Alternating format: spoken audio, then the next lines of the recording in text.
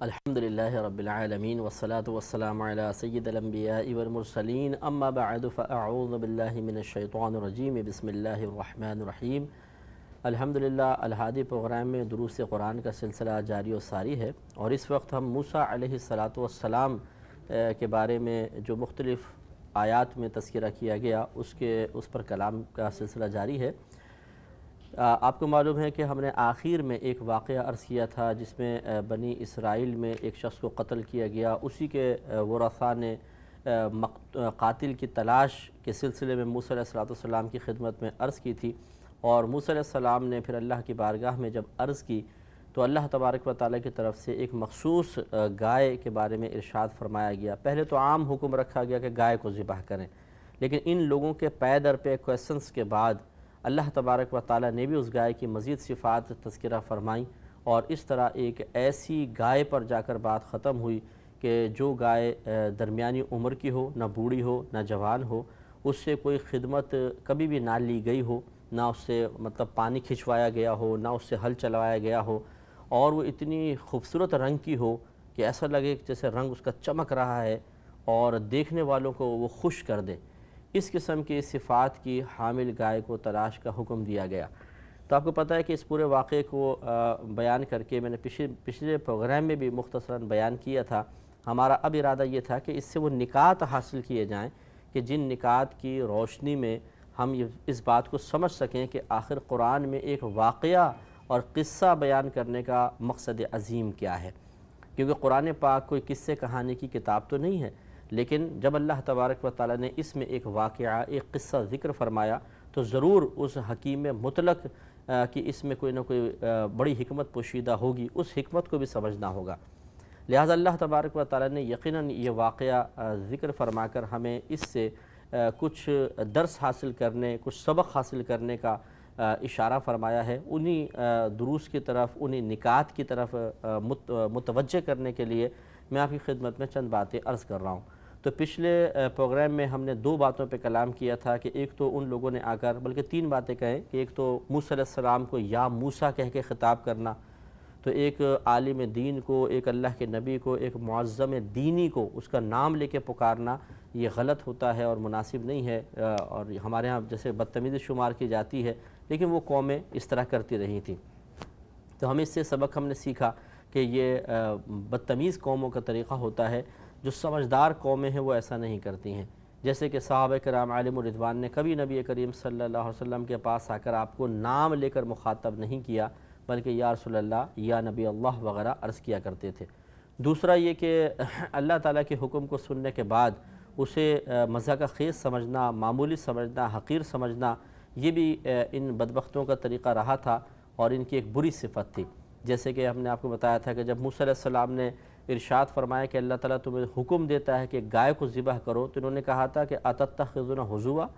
کہ آپ ہمیں نشانہ مذاق بناتے ہیں، آپ ہمارے ساتھ مذاق کرتے ہیں۔ یعنی اللہ کے حکم کو سننے کے بعد اسے معمولی، حقیر اور مزہ کا خیز گمان کر کے اس پہ تبصرہ آرائی کرنا، یہ بھی بدتمیز اور غلط قسم کی قوموں کا ایک شعار اور طریقہ رہا ہے۔ تو ہمیں بھی غور کرنا چاہیے۔ میں نے محاسبانہ انداز سے پچھلی مرتبہ کلام عرض کیا تھا کہ کہیں ہم بھی تو ایسا نہیں کرتے ہیں کہ معاذ اللہ جب اللہ تعالیٰ کے احکام ہمارے سامنے بیان کیے جاتے ہیں تو معمولی سی حیثیت رکھنے والا ایک عام سا انسان جس کی اللہ تعالیٰ کے احکام کے سامنے اوقات ہی کیا ہے، لیکن وہ اپنی اوقات سے باہر نکل کے کہتا ہے مجھے سمجھ میں نہیں آتی یہ احکام،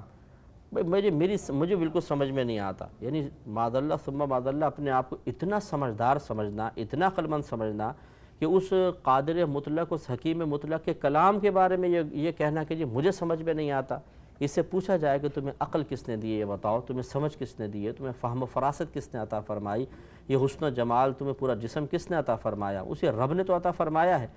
اور تم اپنی عقل کو معاذ اللہ اللہ تعالیٰ کے حکم سے بھی بڑا سمجھ رہے ہو، اللہ تعالیٰ کے علم سے زیادہ، اس کی حکمت سے زیادہ سمجھ رہے ہو، کہ معاذ اللہ شاید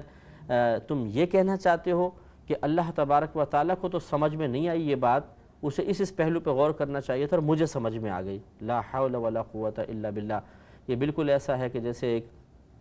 آپ ایک بہت بڑے ٹیچر ہوں اور آپ کا 40-50 سال کا تجربہ ہو، یعنی بلا تمثیل میں بات عرض کر رہا ہوں، جیسے 40-50 سال کا تجربہ اور ایک خاص فیلڈ کے آپ ماہر پروفیسر ہوں مثال کے طور پر، اور ایک ادنا سا طالب علم جو بالکل پہلے سال میں پڑھنے والا ہے وہ آپ سے کھڑے ہو کر کہے کہ جی آپ کو یہ بات سمجھ میں نہیں آئی، میں آپ کو بتاتا ہوں یہ ایسا ہے، یہ انتہائی بے وقوفی کی بات قرار دی جائے گی اور بدتمیزی قرار دی جائے گی۔ اس لیے اس کو بھی اس پر غور و تفکر کرنا چاہیے اور اس کو سمجھنا چاہیے۔ اسی طریقے سے پھر ہم نے اس پر بھی کلام کیا تھا کہ موسیٰ علیہ السلام نے اللہ تبارک و تعالیٰ کے حکم، اللہ تعالیٰ کی بات پر جب ان لوگوں نے کہا کہ آپ سے مذاق کرتے ہیں تو فرمایا کہ میں اللہ کی پناہ چاہتا ہوں کہ میں جاہلوں میں سے ہو جاؤں۔ اس کا مطلب یہ ہے کہ اللہ کی طرف کوئی حقیرانہ بات اپنی طرف سے منسوب کرنا، بیکار بات منسوب کرنا جاہلوں کا کام ہے۔ تو اس پر ہم نے تبصرہ کرتے ہوئے جو آج کل موبائل فونز پر میسیجز فارورڈ کیے جاتے ہیں اور ان کی کوئی حقیقت نہیں ہوتی، اور اس بات کی پرواہ کیے بغیر کہ ہم کس کی طرف وہ جھوٹ منسوب کر رہے ہیں، اللہ تعالیٰ کی طرف، اس کے رسول کریم کی طرف صلی اللہ علیہ وسلم، ہم دلیرانہ انداز سے کام کرتے ہیں، اس طرح بھی انسان گناہ گار ہوتا ہے۔ اس پر میں نے پچھلی دفعہ کلام کر لیا کہ توبہ کرنی چاہیے، اور بعض صورتوں میں یہ کفر بھی ہو سکتا ہے، اس لیے احتیاطاً تجدید ایمان، تجدید نکاح بھی کر لیا جائے تو کوئی حرج نہیں ہے۔ اس کے بعد اب وہ گائے کا معاملہ آیا تو انہوں نے پے در پہ کویسچنز کیے۔ نبی کریم صلی اللہ علیہ وسلم ارشاد فرماتے ہیں کہ اگر یہ سوالات نہ کرتے اور بس اتنا حکم فوراً مان لیتے کہ اللہ تعالیٰ نے فرمایا کہ گائے ذبح کرو اور اس کے گوشت کا ٹکڑا اس مردے کو مارو، تو فوراً اس حکم کی تعمیل میں یہ چل پڑتے تو جو مرضی گائے پکڑ کر یعنی خرید کر اور وہ لا کے ذبح کر لیتے، اللہ کا حکم پر عمل ہو جاتا۔ لیکن جیسے کہ ہم نے آپ کو بتایا کہ ان لوگوں نے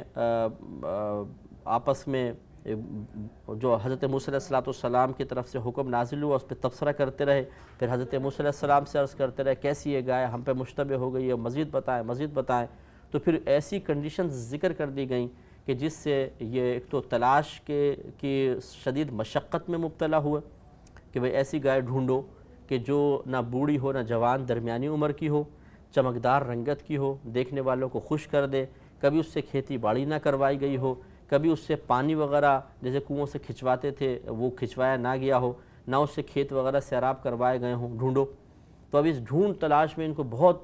اذیت اور مشقت محسوس ہوئی۔ دوسرا وہ اس واقعے کی طرف آ جائے جو ہم نے پچھلی دفعہ بھی میں نے آپ کو تھوڑا سا عرض کیا تھا کہ نیک آدمی نے گائے جو چھوڑی تھی اور پھر وہ بچہ جوان ہونے کے بعد اس گائے کو لے کر آیا اور اللہ کے حکم سے فرشتے نے ان کو یہ کہا کہ اس گائے کو اس وقت تک نہ بیچنا جب تک کہ کچھ لوگ تمہارے پاس آ کر اس گائے کو زبردستی یعنی اصرار کے ساتھ لینے کے بارے میں نہ کہیں، اس وقت تم اس گائے کے وزن کے برابر سونا مانگنا تو وہ دے دیں گے اور پھر تم گائے حوالے کرنا۔ اور ایسے ہی ہوا، اب یہ بنی اسرائیلی ڈھونڈتے ڈھونڈتے وہاں تک پہنچے تو ماں بیٹے نے ویسے ہی فرشتے کی رہنمائی کے مطابق اتنا سونا طلب کیا اور ان کو دینا پڑا۔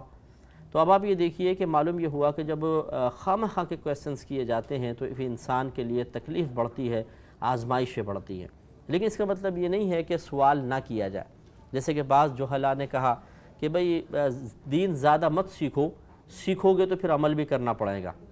یعنی معاذ اللہ ثم معاذ اللہ شاید ان کا ذہن ایسا ہے کہ اللہ تعالیٰ نے گویا کہ یہ کوئی قاعدہ قانون نازل کیا ہے کہ یا تو دین سیکھو ہی نہیں سیکھو گے تو تم سے عمل کا مطالبہ نہیں، لیکن اگر تم نے سیکھ لیا پھر تو تمہیں عمل کرنا پڑے گا اور ہم حساب و کتاب لیں گے۔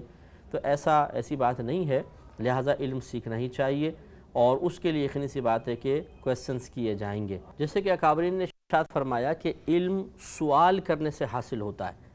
تو وہ کویسچنز کہ جو کسی اللہ تبارک و تعالیٰ کے مقصود کو سمجھنے کے لیے اپنے لیے ایک چیز کو مکمل واضح طور پر اپنے تک پہنچانے کے لیے، جیسے مثال کے طور پہ سود کا مسئلہ کسی نے بیان کیا، اب مجھے کچھ بات سمجھ میں نہیں آئی، اب اگر میں کویسچنز نہیں کروں گا تو مسئلہ سود کیسے سمجھ میں آئے گا؟ تو مکمل تشفی کے لیے، ایک چیز کی صحیح معرفت کے لیے اور ارادہ بھی پھر پیچھے قصد و ارادہ یہ کار فرما ہو کہ اس چیز کو مکمل سیکھنے کے بعد میں اللہ تعالیٰ کی کامل طریقے سے اطاعت کرنے میں کامیاب ہو جاؤں گا، تو کویسچنز کرنے میں حرج نہیں ہے۔ منع اس قسم کے کویسچن سے کیا گیا تھا جیسے ان بنی اسرائیلیوں نے کیا کہ یہ جیسے اللہ تعالیٰ نے دیکھیں آگے ارشاد فرمایا یہ کہ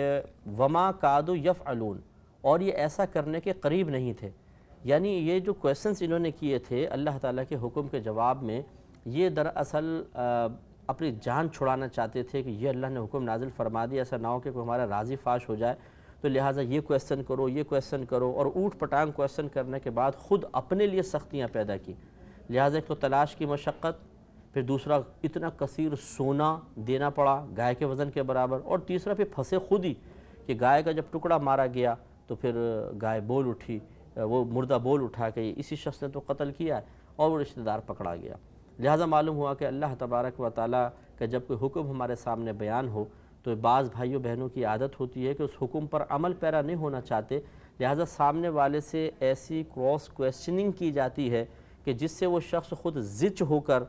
بیچارہ تبلیغ دین ہی بند کر دے اور ہمیں نصیحت کرنا چھوڑ دے۔ یعنی اگر کسی نے ہمیں نماز کے بارے میں کہا اچھا یہ کیوں ہے، اچھا یہ کیوں ہے، اچھا یوں ہو تو کیسا ہوگا، اتنے کویسچن کرتے ہیں کہ سامنے والا بیچارہ پریشان ہو جاتا ہے اور بسا اوقات ہمیں مکمل طور پر سیٹسفائیڈ نہیں کر پاتا ہے، تو ہم اسے اپنی کامیابی قرار دیتے ہیں کہ دیکھا اس کو خاموش کروا دیا، یہ ہمیں مطمئن نہیں کر سکا، بڑا آیا تھا تبلیغ کرنے والا۔ تو یہ غلط طریقے ہوتے ہیں، یہ بنی اسرائیلیوں کا طریقہ تھا جو اللہ کی ناراضگی میں مبتلا ہوئے۔ لہٰذا اگر کوئی اللہ کا حکم بیان کیا جائے، ایک تو ہے کہ ٹالنے کے ارادے سے کویسچنز کرنا، یہ سخت ناجائز ہے، بالکل نہیں کرنا چاہیے۔ دوسرا ہوتا ہے کہ سامنے والے کے امتحان لینے کی غرض سے کویسچن کرنا۔ یہ فقہا نے فرمایا کہ اگر کسی عالم کے پاس آپ جاتے ہیں یا کسی مفتی کے پاس جاتے ہیں تو وہاں جانے کے بعد ان سے جان بوجھ کر اس طرح کے کویسچن کرنا کہ وہ اس کا جواب نہ دے پائیں، یعنی خاموش کروانے کے لیے، یا پھر امتحاناً کہ دیکھتے ان کو آتا ہے کہ نہیں آتا، اس قسم کے کویسچنز کرنا شدید ناجائز ہوتا ہے۔ تیسرا وہی صورتحال کہ اپنی جان چھڑانے کے لیے ایسے کویسچن کرنا کہ تاکہ اللہ تعالیٰ کے حکم پر عمل پیرا نہ ہونے کے سلسلے میں ہمیں معذور تصور کیا جائے کہ ہاں واقعی آپ کے لیے ضروری نہیں ہے عمل کرنا، اس قسم کے کویسچنز کیے جاتے ہیں۔ یہ سب کام بالکل غلط ہیں، ایسا نہیں ہونا چاہیے۔ اگر کوئی اللہ تعالیٰ کا حکم ہمارے سامنے بیان ہو تو ہم غور و تفکر کریں کہ یہ میرے لیے بھی یہ حکم ہے یا نہیں ہے، کیونکہ مختلف شعبوں سے تعلق رکھنے والے حکم ہو سکتے ہیں۔ اولاد کی تربیت کے بارے میں بھی تو حکم ہے، تو ایک غیر شادی شدہ شخص کے سامنے اگر آپ یہ حکم بیان کریں گے تو لازم بات ہے اس کے لیے تو یہ قابل عمل ہو ہی نہیں سکتا ہے۔ تو اگر کوئی حکم ہمارے سامنے بیان ہو اور ہمیں یہ لگے کہ اللہ تعالیٰ کا یہ حکم میری طرف بھی متوجہ ہو رہا ہے، مجھے بھی اس پر عمل پیرا ہونا چاہیے، تو پھر یہ غور و تفکر کریں کہ کیا بآسانی سمجھ میں آ گیا یا نہیں آیا۔ اگر نہیں آیا تو دائرہ ادب میں رہتے ہوئے کچھ کویسچنز کرنے میں حرج نہیں ہے، اور پھر اس پر فوراً عمل پیرا ہونے کی انسان سعادت حاصل کرے۔ یہ ہرگز مت کیجیے گا۔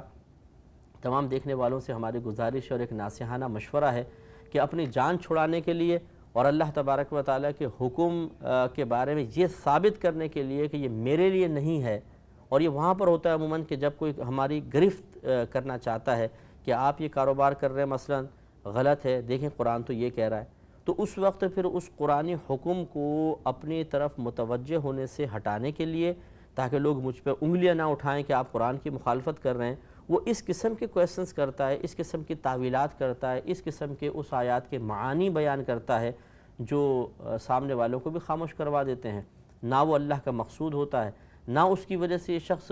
حقیقتاً اس حکم کے دائرے سے باہر نکل سکتا ہے، لیکن نتیجہ یہ ہوتا ہے کہ یہ اپنی آخرت کو بعض اوقات برباد کروا بیٹھتا ہے۔ اس لیے اس قسم کے احمقانہ کویسچنز کرنا کہ جس سے سامنے والا خاموش تو ہو جائے، لیکن ہماری نیت یہی ہو کہ ہم اللہ کے حکم سے راہ فرار اختیار کریں اور اس میں پھر اللہ تعالیٰ کے احکام کے لیے تضحیق و تحقیر کے پہلو بھی نکلتے ہوں، یہ بہت زیادہ قابل گرفت، قابل تشویش، قابل توجہ بات ہے۔ اور یہاں ضمناً چونکہ یہ واقعہ تو بیان نہیں ہوا مطلب صراحتاً، یہ تو مفسرین نے بیان کیا، لیکن اس پہ تبصرہ تھوڑا سا میں کرنا ضروری سمجھتا ہوں کہ آپ تھوڑا سا غور کریں کہ بنی اسرائیل میں وہ نیک شخص تھا، اس نیک شخص نے ایک گائے، بیٹا چھوٹا سا ہے، بچپن میں ہے، چھوٹا سا بچپنے کی حالت میں ہے، اور اس باپ نے وہ گائے جنگل میں چھوڑی اور اللہ تعالیٰ کی بارگاہ میں عرض کیا، رب کریم جب میرا بیٹا بڑا ہو جائے تو اس گائے کو میرے بچے تک پہنچا دینا۔ یہ معلوم ثابت کرتا ہے کہ جو اللہ کے نیک بندے ہوتے ہیں انہیں اللہ پہ بہت کامل بھروسہ ہوتا ہے، لیکن جو بھروسے کی، اعتماد کی، ٹرسٹ کی، توکل کی اس منزل تک نہ پہنچا ہو وہ اپنے آپ کو آزمائش میں نہ ڈالے۔ ایسا نہ ہو کہ آپ یوں ایک مثلا کوئی آپ نے پیسہ لیا، کوئی امانت لی اور آپ نے روڈ پر ڈال دی اور کہا کہ اللہ تعالیٰ اس کو فلاں تک پہنچا دے،